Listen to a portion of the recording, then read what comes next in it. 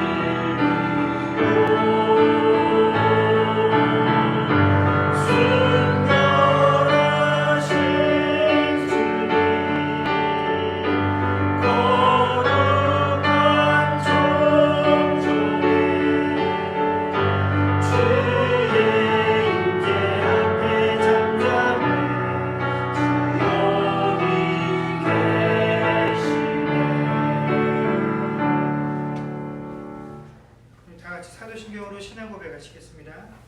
전능하사 천지를 만드신 하나님 아버지를 내가 믿사오며 그 외아들 우리 주 예수 그리스도를 믿사오니 이는 성령으로 있게 하사 동정녀 마리아에게 나시고 본디오 빌라도에게 고난을 받으사 십자가에 못 박혀 죽으시고 장사한 지 사흘 만에 죽은 자 가운데서 다시 살아나시며 하늘에 오르사 전능하신 하나님 우편에 앉아 계시다가 저리로서 산 자와 죽은 자를 심판하러 오시리라. 성령을 믿사오며 거룩한 공회와 성도가 서로 교통하는 것과 죄를 사하여 주시는 것과 몸이 다시 사는 것과 영원히 사는 것을 믿사옵나이다. 아멘. 다 같이 자리에 앉으시고 말씀을 펼치고 일자 찬양합니다.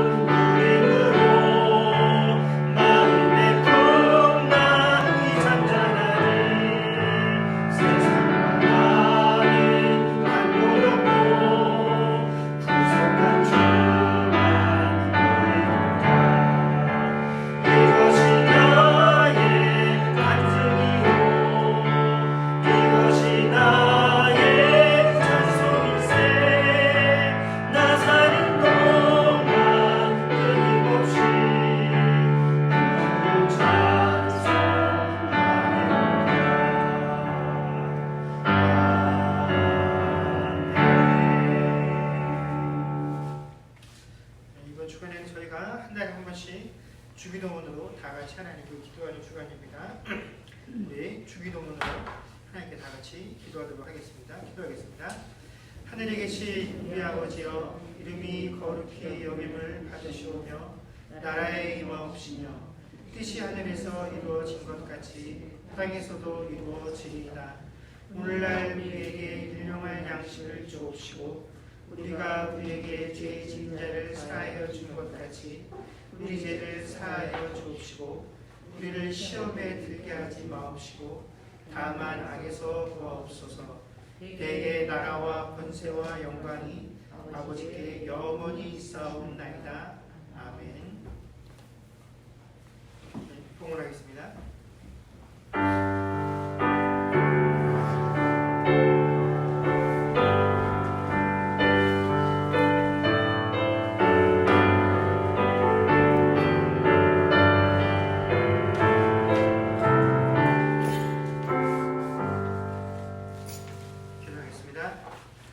좋으신 하나님 은혜를 감사합니다. 지난 한 주간 동안에도 하나님 사랑하신 각 가정 가운데 귀한 일터와 사업장들을 허락하시며 그곳에서 내가 거둔 모든 것들이 다 하나님께서 베푸신 귀한 은혜요 선물인 것을 고백하며 예물을 드릴 수 있게 하여 주시니 감사합니다. 10의 1조로 또 각종 감사의 제목으로 주정헌금으로 드려진 헌물 가운데 우리 중심들이 온전히 드려지게 하시고 하나님 이 헌물이 쓰여지는 곳마다 이 땅을 향한 하나님의 놀라운 은혜와 자비들이 선포되어질 수 있도록 주께서 은혜의 방편 가운데 함께하여 주옵소서. 하나님 바라고 원하옵기는 아버지 하나님 우리가 살고 있는 이 시대가 아버지 경제적으로 더욱더 치열하고 우리가 수고하고 애쓰는 모든 것들을 다 보장받는 것이 어려운 그런 시대를 살고 있습니다. 하나님 그런 시대 가운데 우리가 우리에게 돌아올 목들을 위하여 최선을 다할 때에 하나님 그 모든 우리의 손길과 우리의 열심 가운데 하나님께서 늘 함께 하시며 우리가 수고한 그 아름다운 열매들을 거두는 데 어려움들이 없게 하시고 또한 아버지 하나님 주의 사랑하는 백성들이 이 어려운 경제 활동의 시기 가운데 물질들로 인하여 궁핍하고 또 어려움들로 인하여 고민하고 근심하는 일들이 생기지 아니하도록 각 가정 가운데 필요한 아버지 하나님 물질들을 하나님께서 공급하여 주시는데 어려움이 없게 하여 주옵소서. 하나님 그러나 더욱더 중요한 것은 하나님 우리의 삶이 결코 이 물질에 달린 것이 아니요 물질의 부요함에 달린 것이 아니라 하나님께서 베푸시는 은혜와 하나님께서 인도하시는 그 삶 속에 달려있다는 사실들을 우리가 일상의 삶 가운데서 더욱더 깊이 체험할 수 있는 그런 삶들이 되어지게 하여 주시고 또한 우리에게 허락되어진 그 일들을 감당할 수 있도록 늘 육신의 강건함들을 허락하여 주옵시고 함께 일하는 모든 사람들과의 관계 가운데 어려움이 없게 하시고 그 어려움 가운데서라도 하나님께서 베푸시는 은혜의 손길을 붙잡고 하나님 우리에게 주어진 상황들을 넉넉히 감당할 수 있는 주의 백성들 되게 하여 주옵소서.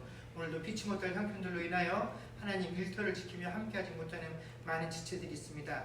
하나님 그들의 형편을 주께서 아시오매 어디에 있든지 간에 오늘 우리가 이 예배 가운데 누릴 수 있는 동일한 은혜로 함께하여 주시기를 소망하며 우리 주 예수님의 이름으로 기도드립니다.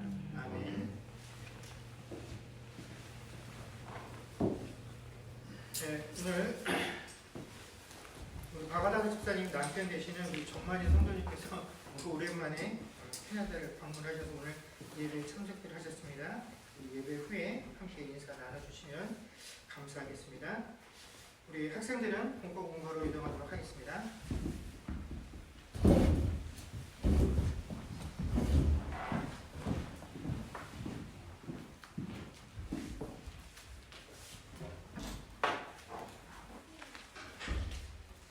하나님 말씀 보겠습니다. 하나님 말씀은 창세기 35장 1절에서 7절까지 말씀입니다.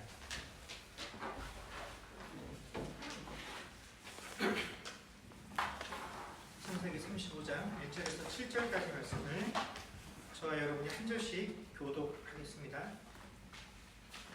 하나님이 야곱에게 이르시되 일어나 베델로 올라가서 거기 거주하며 내가 내 형 에서의 낯을 피하여 도망하던 때에 내게 나타났던 하나님께 거기서 제단을 쌓으라 하신지라.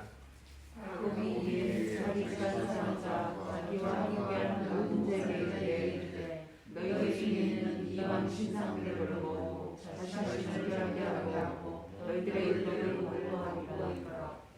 우리가 일어나 베델로 올라가자.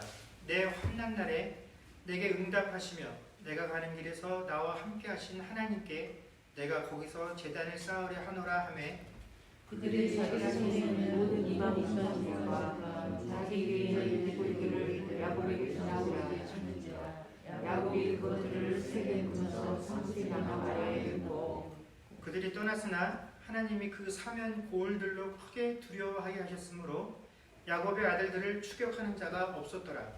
야곱과 그와 함께한 모든 사람이 가나안 땅 루스에서 베델에 이르고 같이 읽겠습니다. 그가 그가 거기서 제단을 쌓고 그곳을 엘베델이라 불렀으니 이는 그의 형의 낯을 피할 때에 하나님이 거기서 그에게 나타나셨습니다. 아멘. 가나안으로 돌아온 야곱은 무사히 형과의 만남을 끝나게 된 이후에 그 가나안 지역에서 세겜이라는 그 도시에 머물면서 그 세겜 땅을 기반으로 삼아서 점차 그 가나안 땅에서 자신들의 기업을 늘려가려는 계획들을 세우게 됩니다. 그런데 이런 야곱의 계획이 그 자식들에 의해서 틀어지는 사건이 발생하게 되는데 어떤 일이 벌어졌냐면 야곱의 딸 레아가 그 세겜 땅에 머무는 동안에 그곳 사람들이 어떻게 사는가 하는 광경을 보고 나갔다가 마침 그 세겜 지역의 족장 아들에게 강간을 당하고 이 일들을 해결하는 과정에서 야곱의 아들들이 세겜 사람들을 속여서 우리와 한 가족이 되려고 한다면 너희가 먼저 어떻게 해요? 할례를 받으라라고 얘기를 하고 할례를 받아서 움직일 수 없는 그 틈을 이용해서 세겜의 모든 남자들을 진멸하고 그들의 재산을 약탈하는 일이 발생하게 됩니다. 이로 인해서 야곱은 이곳 세겜 사람들과 친하게 지내면서 그 사람들이 좀 인심을 얻고 그래서 이곳에 더 많은 땅들과 자신의 소유들을 늘려가려는 계획들을 세우고 있었는데 이제는 이 세겜 사람들을 진멸하는 그 과정 속에서 주변에 있는 다른 부족들이 혹시 이 세겜 사람들의 원수들을 갚겠다고 자신들을 공격하는 일이 생기지는 않을까 하고 전전긍긍하게 되죠. 그래서 처음에는 이곳 세겜 땅을 발판으로 삼아서 이곳에서 내가 부자가 되겠다라는 그래서 가나안 전체를 기업으로 무르는 사람이 되겠다라는 계획을 세웠지만 기업을 무르는 것은 고사하고 이제 이곳에 있는 사람들에 대해서 멸망을 당하는 것은 아닌가 하는 그런 고민을 하게 되었다라는 것입니다. 그래서 저희가 오늘 읽었던 본문 중에서 야곱의 가족들이 베델로 올라갈 때 야곱의 아들들을 그 주변 사람들이 가만히 내버려 두었다라고 하는 내용이 바로 이 사건과 관련이 있는 부분입니다.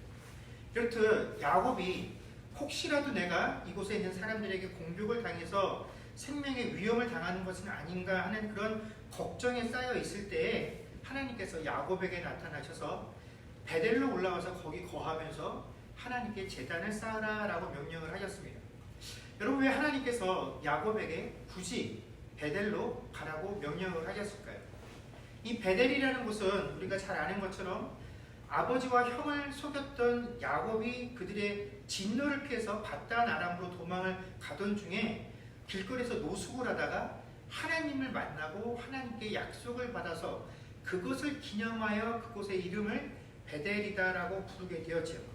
바로 그 장소로 다시 하나님께서 올라오라라고 명령을 하신 것입니다.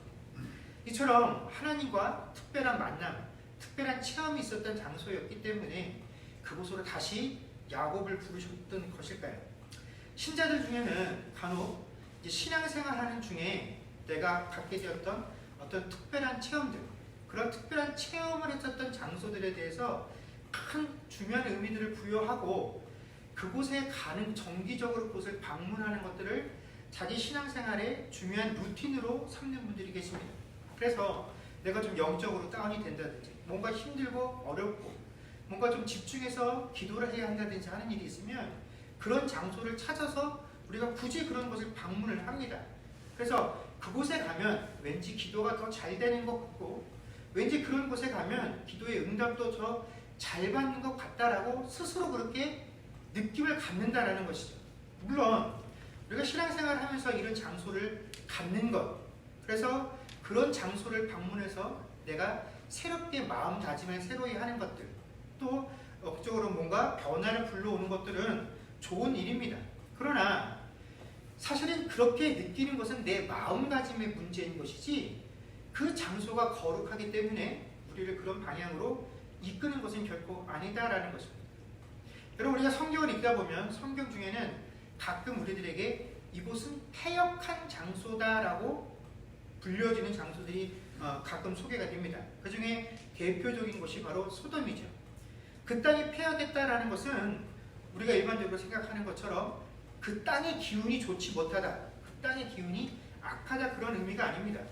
동양의 풍수지리처럼 그곳에 터가 안 좋아서, 기가 안 좋아서 그 안에 들어가면 착한 사람도 악한 사람으로 바뀌고 잘 되던 사업도 그곳에 가면 망한다. 뭐 그런 의미가 아니라 그 땅이 폐역하였다라는 것은 그 땅 안에 거주하고 있는 누가 악하다라는 의미입니까?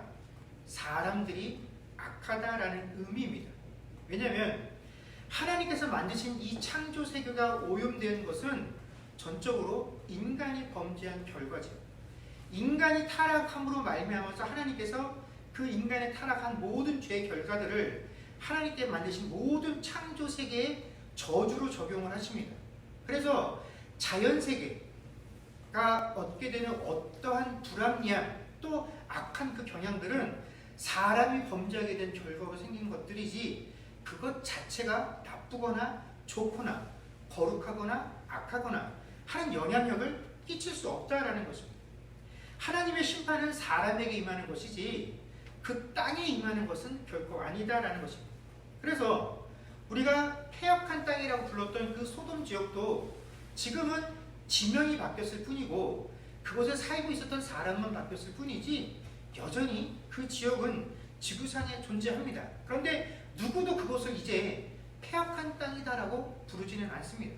그곳에 사람들이 살고 자신의 삶을 영위해 나가고 있다라는 것이죠. 반대로 신자들은 이 예배당, 우리가 예배드리고 있는 이 건물을 성전이다라고 여기기 때문에 이곳을 굉장히 거룩한 곳이다라고 여기게 됩니다. 그러나 여러분 이 예배당 자체가 거룩한 장소는 결코 아니죠. 또 이 장소가 우리가 하나님께 예배드리는 곳이기 때문에 거룩한 것도 아닙니다. 여러분 우리가 잘 아는 것처럼 솔로몬이 성전을 완성한 이후에 하나님께 이렇게 기도합니다. 하나님, 제가 할 수 있는 모든 여력들, 내 마음과 뜻과 정성을 다해서 이렇게 멋지고 웅장하고 거룩한 성전을 지었습니다. 그러니 하나님 늘 이 성전에 머물러 계시면서 누구라도 어떤 사람이라도 이 성전에 들어와서 기도하기만 하면 하나님 그 사람의 기도를 다 들어주십시오. 그래서 누구라도 이 성전을 생각하면 하나님을 떠올리고 그래서 그곳에 가면 기도하면 다 이루어진다라는 그런 신념들을 가질 수 있는 그런 특별한 장소가 되기를 원합니다라고 하나님께 기도했습니다. 그런데 하나님께서 그 청을 들어주셨습니까? 이런 지하에 거절하시죠. 그러면 뭐라고 말씀하시냐면 오히려 이스라엘 너희가 내가 너희들에게 이미 부여한 내 명들 그 율법들을 제대로 지키지 않으면 이 성전이 오히려 이방인들에게 조롱거리가 되게 하겠다라고 솔로몬에게 말씀하셨고 실제로 그런 일들이 벌어지도록 하나님께서 행하셨다라는 것입니다.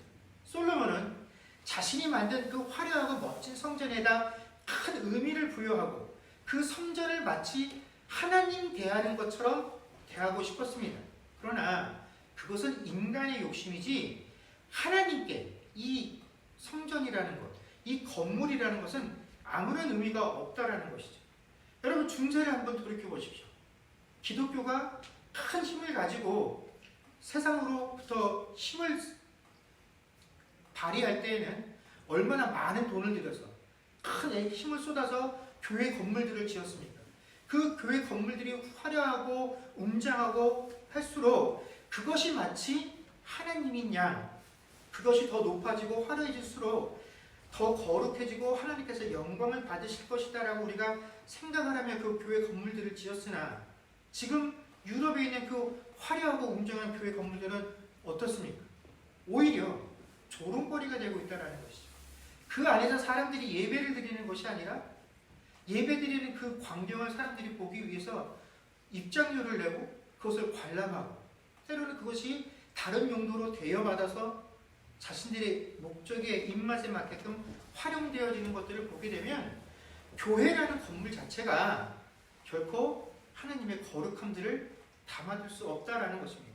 그러니 장소나 건물로 하나님을 거룩하게 만들 수 있다라는 것도 우리들의 생각이고 우리들의 욕심이지 그 어떠한 것들로도 하나님의 거룩함을 담아둘 수도 없고 또 이 예배당으로 하나님의 거룩함을 제한할 수도 없다라는 것입니다. 우리가 보잘것없다고 여기는 그 상황 속에서 그 물건 속에서도 하나님은 얼마든지 거룩함으로 역사하실 수 있는 분이시기 때문에 그렇다라는 것이죠. 그러므로 하나님께서 야곱을 향해서 다시 베델로 올라오라라고 하신 것은 이 거룩한 땅에 올라와서 네가 세상의 것들에 찌들려서 지금 제대로 신앙생활 하지 못하고 있으니까 이 거룩한 장소로 와서 좀 깨끗해져라, 그런 의미로 베델로 올라오라 명하신 것이 아니다라는 것입니다. 자, 그렇다면 하나님께서는 왜 야곱에게 베델로 올라오라고 하셨던 것일까요? 제가 앞에서 말하는 것처럼 이 베델이라는 장소 그 자체는 아무런 특별한 의미가 없습니다. 그러나 이 베델이라는 장소에서 하나님께서 야곱을 만나셨더라는 그 사건은 야곱에게 굉장히 중요한 사건이고, 그날 베델에서 하나님께서 야곱에게 주셨던 그 약속의 내용 자체는 아주 특별한 사건이다라는 것입니다. 그런데 그날에 있었던 하나님께서 야곱에게 주셨던 그 특별한 약속과 야곱이 하나님께 받았다라고 느꼈던 그 약속 사이에 아주 큰 간격이 존재한다라는 것입니다. 먼저 하나님께서 야곱에게 주신 언약의 핵심은 이렇습니다. 다 같이 화면을 한번 보도록 하겠습니다. 창세기 28장 13절에서 15절까지 말씀입니다. 우리 같이 한번 읽겠습니다. 시작. 또 본즉 여호와께서 그 위에 서서 이르시되 나는 여호와니 너의 조부 아브라함의 하나님이요 이삭의 하나님이라.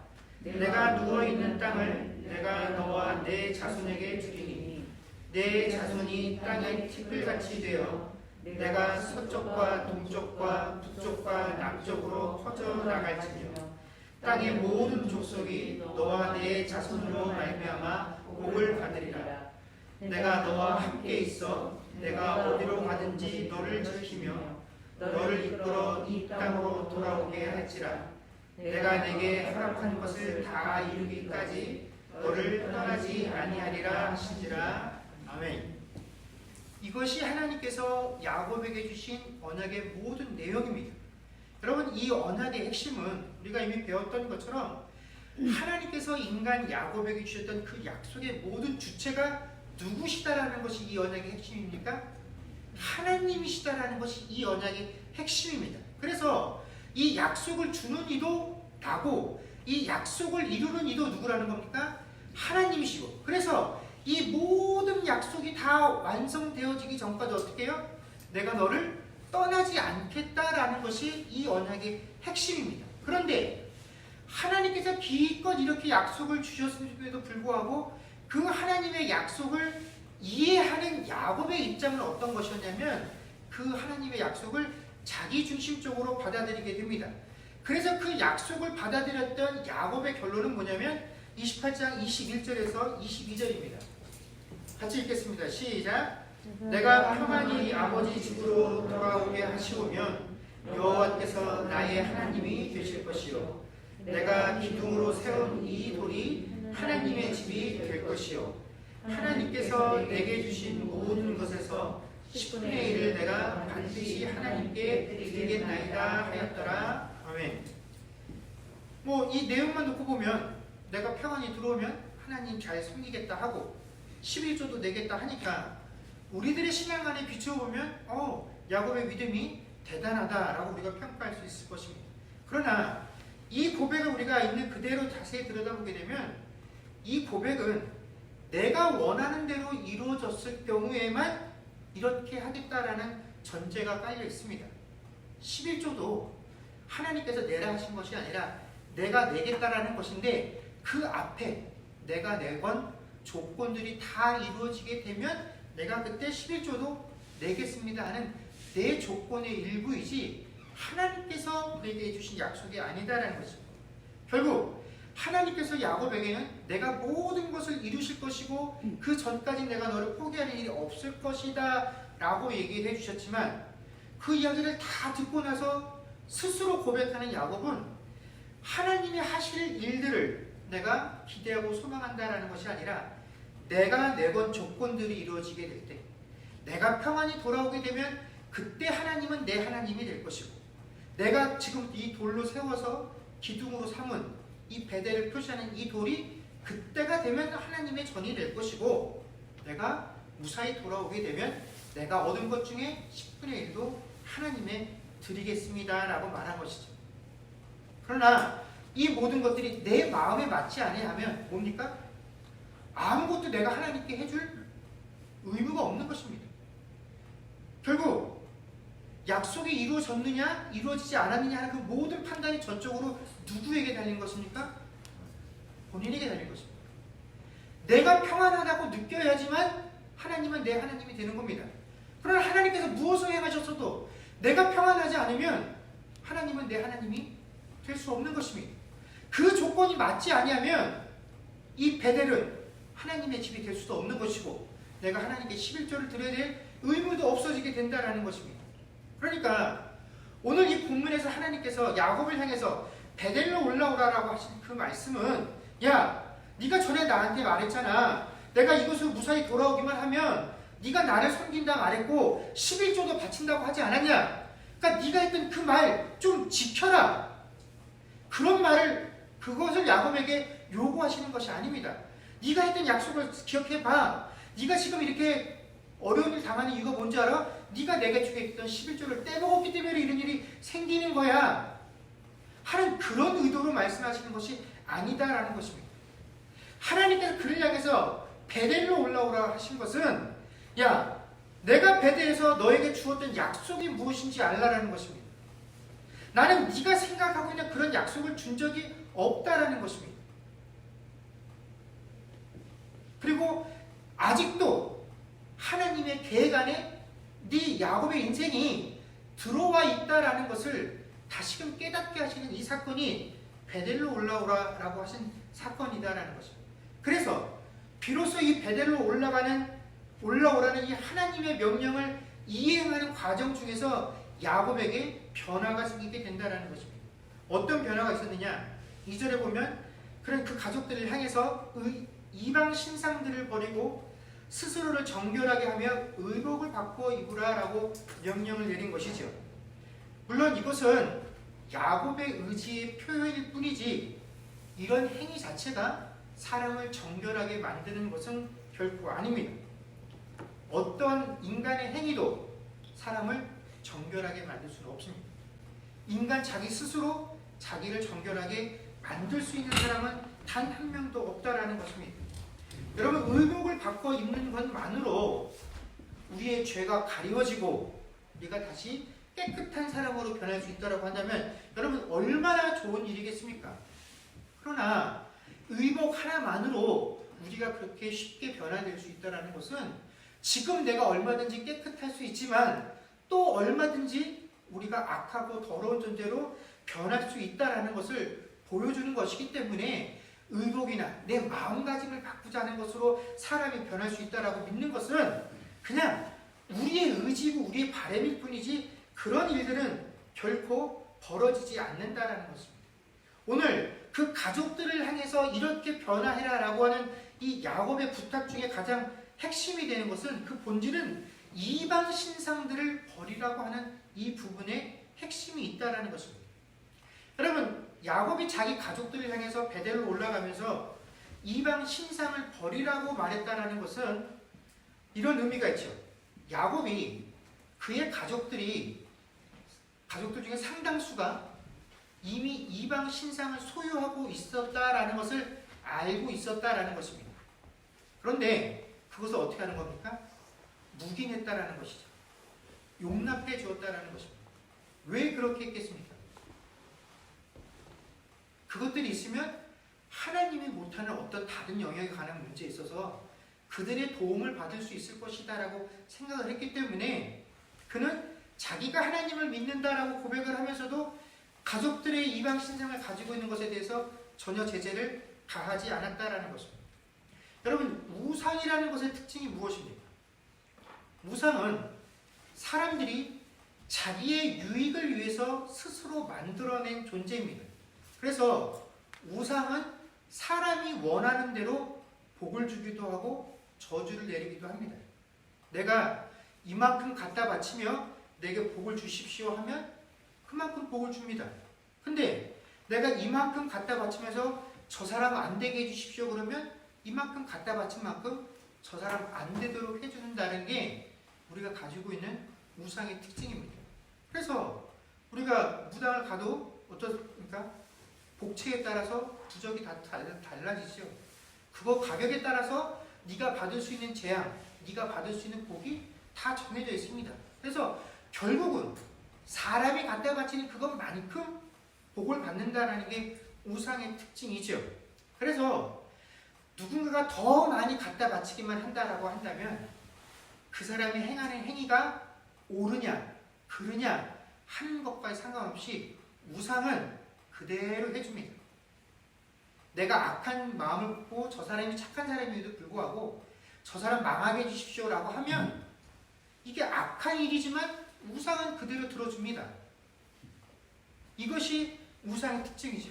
결국은 우상은 사람이 재물로 움직이는 그런 존재다라는 것입니다. 그런데 이 이방 신상을 버리라고 했을 때 야곱은 아무런 관련이 없고 다른 가족들에게만 해당되는 문제냐면 결코 그렇지 않다라는 것입니다.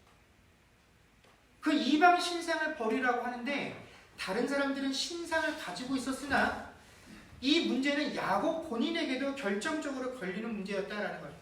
야곱 자신도 마찬가지다라는 것이죠. 비록 이방 신상을 소유하지 않았다라는 것 뿐이지 야곱도 하나님을 그런 이방 신상처럼 소유하고 활용을 하고 있었다라는 것입니다. 하나님께서는 분명 야곱에게 내가 내 계획을 가지고 너의 삶을 인도할 것이고 너를 향한 내 계획은 이러이러한 것이며 이것들이 다 이루어지기까지 내가 너를 절대로 놓지 않겠다라는 것이었음에도 불구하고 야곱은 그 이야기를 다 듣고 난 이후에 하나님이 그런 말씀을 내게 하시든 말든 그런 계획을 가지고 계시든 말든 무조건 내가 이 땅으로 평안히 돌아오면 그래야 하나님은 내 하나님이 될 수 있지 그렇게 되지 못하는 한 당신은 절대로 내 하나님이 될 수 없다라는 것입니다. 자기 스스로 자기 목적과 자기의 계획들을 세우고 거기에 따른 대가도 스스로 다 정해놓고 내가 만족하면 그 대가를 하나님께 지불할 것이고 그렇지 않으면 그런 것은 꿈도 꾸지 마십시오. 그러니 하나님 내게서 이것을 받고 싶으면 내게 평안한 삶을 주시고 많이 주십시오. 내게 11조를 많이 받고 싶으면 많이 주십시오. 내 하나님이 되고 싶으면 나를 평안한 길로 인도해 주십시오. 라는 식으로 하나님을 섬기고 있었다라는 것이죠. 이방 신상만 아니었을 뿐이지 그 이방 신상을 가지고 있는 사람들의 마음과 똑같은 마음으로 하나님을 섬기고 있었다라는 것입니다. 그러나 베델로 올라오라는 그 하나님의 음성 속에서 이방 신상을 버리라라고 가족들에게 요구했다라는 것은 그들에게 있었던 이방 신상을 버림과 동시에 자기 자신이 하나님을 대면하고 있었던 그 자세, 우상을 대로 있듯이 하나님을 부렸던 자기 자신을 향해서 그가 외치는 것과 마찬가지다라는 것입니다. 그래서 그 요구를 함을 통해서 비로소 하나님과 자신의 위치를 정확한 위치로 되돌려 놓은 것입니다. 이방 신상은 내가 내 주머니 속에 넣고 필요할 때마다 꺼내서 내가 원하는 것을 얻을 수 있는 존재지만 하나님과 나와의 관계는 내가 주머니에 넣고 다니며 내 마음대로 쓰고 싶을 때 꺼내고 필요 없을 때 넣어둘 수 있는 그런 존재가 아니라 하나님이 주체적으로 내 삶의 주인이 되어셔서 나를 인도하신다라는 것, 바로 이것이 이방 신상을 버리라고 말하는 야곱의 신앙 고백이다라는 것입니다. 여러분, 우리가 하나님을 믿는다라고 하면서도 우리의 신앙이 나의 꿈과 나의 계획을 이루는 것들이 되어서 그 내 계획과 내 꿈에 하나님을 묶어놓고 그것들을 이루기 위한 터전이나 방편으로 하나님을 섬기고 있다라고 한다면 우리 역시 하나님을 이방 신상 소유하듯이 하고 있는 것과 다를 것이 없다라는 것입니다. 아니, 실제로 이런 일들이 우리에게 빈번하게 벌어진다라는 것입니다. 우리가 너무나도 자주 우리 자식들에게, 또 어떤 이들은 물질이나 명예, 어떤 이들은 내가 옳다고 믿는 정치적인 이념이나 신념이나 도덕적 가치나 윤리적 가치에 집착해서 그것들이 옳다라는 것들을 주장하고 내 의지를 누군가에게 관철하는데 하나님의 이름과 하나님의 권위와 신앙들을 사용하는데 이것은 이방 신상을 섬기는 자들과 전혀 다를 것이 없다라는 것입니다. 여러분, 우리 눈에는 내 자녀들이 세상 그 어느 것보다도 귀한 것 같지만 그 자녀들을 위해서 하나님이 존재하지 아니하십니다. 하나님을 위해서 내 자녀들이 존재하지요. 수천 년의 인류의 역사들을 통해서 이루어왔던 수많은 가치들과 이념들과 또 사회적인 제도들, 또 더 좁게는 우리 신앙 안에서 신앙적인 유산이나 전통들도 그거 하나하나를 뜯어놓고 보면 다 대단하고 좋은 것 같고 가치가 있고 그래서 하나님께서 우리에게 물려주신 것 같으나 이것들을 지키고 보존하기 위해서 하나님이 결코 존재하지 아니하신다라는 것입니다. 하나님은 하나님의 뜻과 계획을 인류의 역사를 통해서 이루시기 위해서 그것들을 순간순간 활용해 오셨던 것이지 그 가치를 높이고 그것 자체를 위해서 하나님이 존재하지 아니하시는 분이다라는 것입니다. 그런데 우리가 이것을 인정하지 못하고 계속 내 생각이 옳다라는 것, 그래서 내 생각을 지키기 위해서 신앙을 쫓아가게 되면 바로 하나님은 이처럼 이방 신상 소유하듯이 소유하게 된다라는 것입니다. 그래서 그렇게 야곱의 가족들이 자기 손에 있던 이방 신상들과 귀고리들을 그 땅의 상수리 나무 아래 묻고 베델로 올라갈 때 하나님께서 어떻게 하십니까? 그 사면 고을들로 크게 두려워하게 하심으로 아무도 이 야곱의 가족들을 추적하지 않게 되었다라는 것이죠. 야곱이 가지고 있었던 최고의 근심거리를 하나님께서 해결해 주신 것입니다. 그런데 이것이 야곱이 이방 신상들을 다 버리고 옷을 갈아입고 그들의 마음을 스스로 정결케 했기 때문에 하나님께서 그들을 지키고 보호해 주신 것이 아니다라는 것입니다. 하나님께서 야곱의 가족들을 지켜주신 것은 그들의 가족을 지키시는 것이 하나님의 약속이기 때문에 그렇다라는 것입니다. 하나님께서 베델에서 어떻게 야곱에게 약속하십니까? 네가 누워있는 이 땅의 동쪽, 서쪽, 북쪽, 남쪽 그 모든 것들을 어떻게 해요? 네 자손들의 땅이 되게 하겠다. 이것이 내 약속이다라는 것입니다. 네 자손들이 머물 이 땅에서 네 자손들이 어떻게 해요? 티끌같이 되어서 사방으로 퍼져나가게 될 것이다. 이게 내 약속이다. 근데 이것을 이루기까지는 내가 멈추지 않겠다라는 것입니다.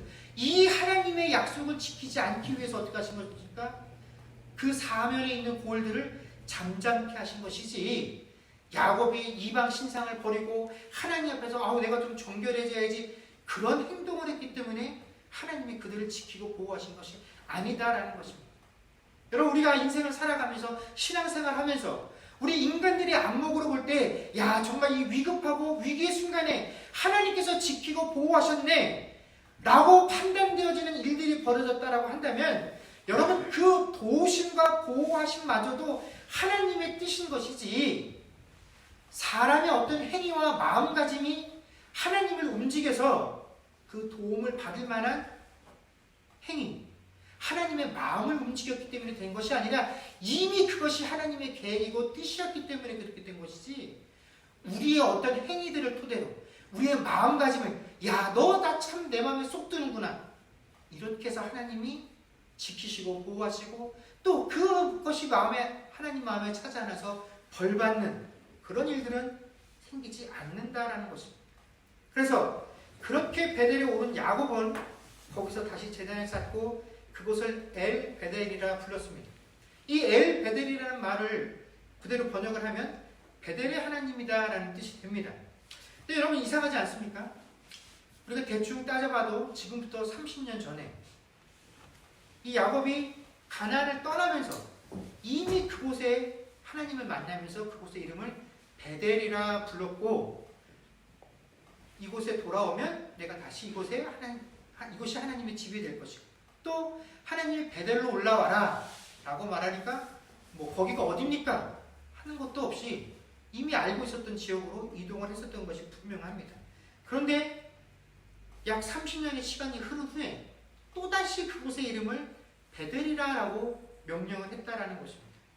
여러분, 그러나 같은 지역, 같은 장소, 같은 이름으로 불려지는 곳이었지만 30년 전의 베델과 지금 이 순간의 베델은 전혀 다른 곳이다라는 것입니다. 여러분, 그때의 베델도 하나님의 집이었습니다. 그런 의미를 담고 야곱이 이름을 붙이긴 했으나 그곳에서의 하나님은 그 집이 하나님의 집이었음에도 불구하고 하나님이라는 존재는 야곱의 마음속에 그저 내 소원을 들어주는 존재에 불과했다라는 것입니다. 내가 원하는 복을 이루어주시는 존재에 불과했다라는 것입니다. 하나님이라는 존재가 정말로 영광을 받기 위해서는 야곱이 잘 되어야만 합니다. 야곱이 잘 되고 떵떵거리는 삶을 살아야지만 하나님이 되시고 하나님의 능력이 세상 사람들에게 인정받으면 야, 하나님이라는 존재가 대단하구나.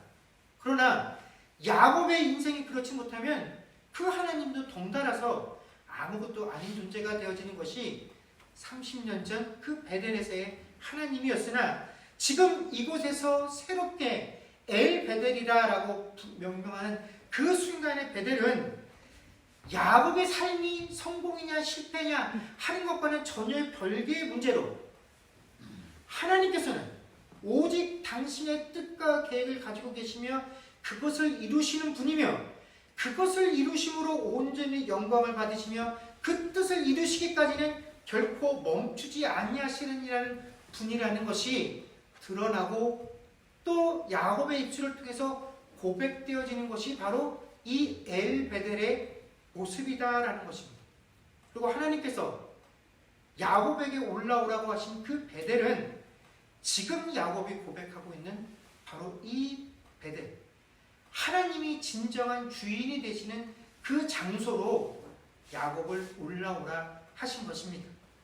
여러분, 신자인 우리가 이 땅을 사는 동안 우리의 발길이 다 머무는 모든 것들이 다 하나님의 집이다라고 여기며 살아가는 존재들입니다. 꼭 성전이 아니어도 내 가족들과 함께 머무는 곳, 내가 일하는 곳, 내가 사람들과 교제하며 만나는 그 모든 것들이 하나님의 집이다라고 여기며 살아갑니다. 왜냐하면 내가 어디에서 무엇을 하고 있든지 간에 나는 내 계획을 따라서 내 꿈을 이루기 위해서 움직이는 것 같으나 사실 우리 모두는 나를 향한 하나님의 계획들을 이루어가고 있는 존재들이고 내 삶은 그 하나님의 계획들을 이루어가며 내 그것들이 이루어지기 전까지 하나님은 결코 나를 향한 그 뜻을 거두어가지 아니할 분이시기 때문에 그렇다라는 것입니다. 그러므로 우리의 장소, 우리가 살고 있는 그 모든 순간순간이 바로 그것을 고백하고 내 삶을 통해 그것을 인정하는 것이기 때문에 우리 모두의 삶은 바로 지금 이 순간 야곱이 머물러 있었던 그 엘 베델이 되어야 하는 것입니다. 그런데 여러분, 실제로 지금 내가 서 있는 베델은 어떤 베델입니까? 30년 전에 하나님께서 그렇게 말씀을 해주셨음에도 불구하고 결국에는 내 꿈과 내 의지를 앞세워서 내가 꿈꾸고 계획하던 그 베델에 서 있습니까? 아니면 진정 하나님이 주인 되시는 그 베델에 서 계시고 계십니까? 여러분, 우리는 이미 충분하게 하나님에 대해서 알고 있습니다.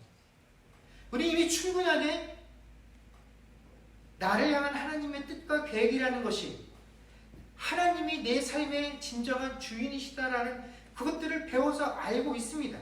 그러나 내가 머물고 있는 베델이 정말로 하나님이 주인 되어지시는 그 하나님의 집인지 아니면 이름만 하나님의 집이요 사실은 내 꿈과 내 계획 속에서 내가 모든 것들을 주관하며 하나님을 그저 이방 신상과 같은 여기며 살아가는 내가 주인 되어져 있는 그런 베델인지를 우리가 깊이 생각해 보며 내가 주인이 아닌 하나님께서 주인 되시는 그 베델에 서 있는 것이 우리의 가장 큰 기쁨이고 복이다라는 사실들을 깨달아 이번 한 주간 우리의 발길을 머무는 그 모든 곳에서 참된 베델의 복을 누리며 살아갈 수 있는 저와 여러분들이 되어지기를 주의 이름으로 간절히 축원합니다.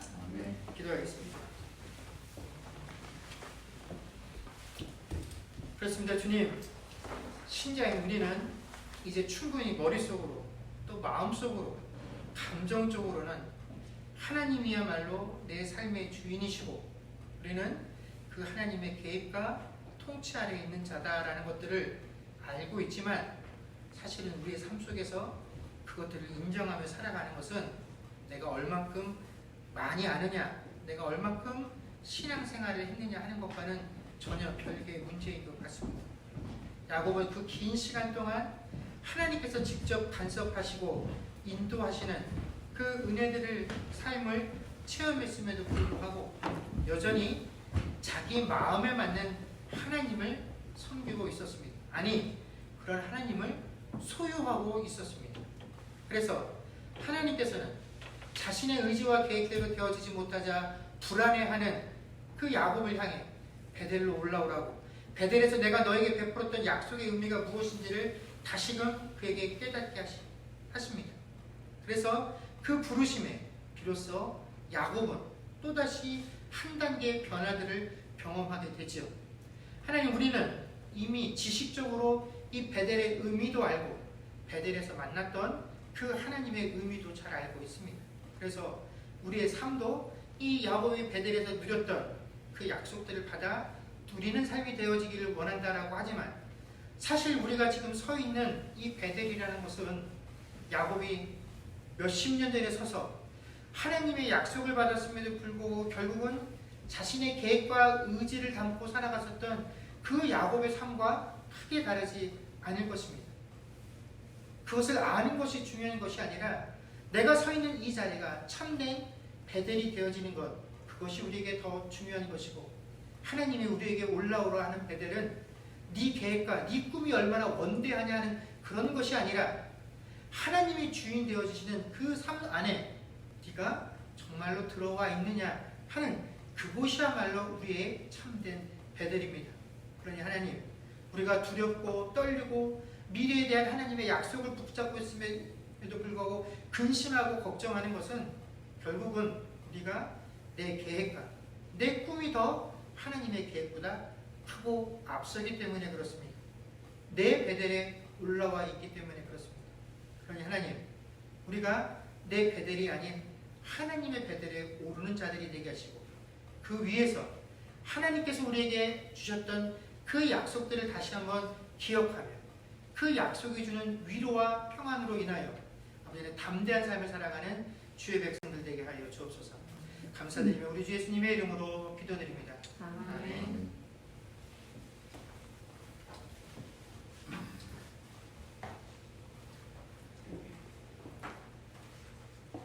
우리 주님 다시 오실 때까지 하나님께 찬양하겠습니다.